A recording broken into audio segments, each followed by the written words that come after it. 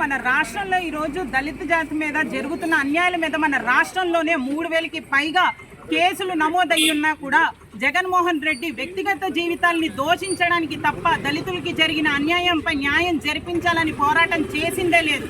దళితులు ప్రతి ఒక్కరు కూడా గమనించాల్సింది ఏంటంటే వైఎస్ జగన్మోహన్ రెడ్డి ఎవరి పక్షాన నిలబడుతున్నారా అనేది మనం గమనించుకుంటూ ఉండాలి. ఎందుకంటే దళితుల వైపు నిలబడుతున్నారా లేదా దళితుల్ని హత్య చేస్తున్న హంతకుల వైపు నిలబడుతున్నారా మనం చూసుకుంటూ ఉండాలి.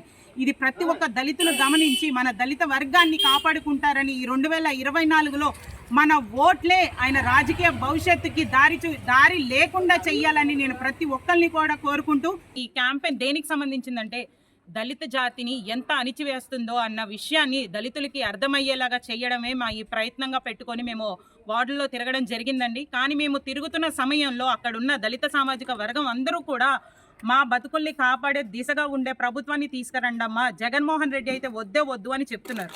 ఈ రోజున మేము ఈ క్యాంపెయిన్లో తీసుకెళ్తున్న పాంప్లెట్లో మనకి ఇన్ని నిధులు ఉన్నాయమ్మా రద్దు చేస్తున్నారని చెప్తుంటే దళిత జాతికి సంబంధించి ఇన్ని నిధులు ఉన్నాయా అని కూడా వాళ్ళకి తెలియకుండా ప్రభుత్వం ఈ రావాల్సిన నిధులన్నీ కూడా ఎంత దొబ్బేస్తుందో ఎంత దోపిడీ చేస్తుందో అనేది మనం చూస్తూ ఉండాలి.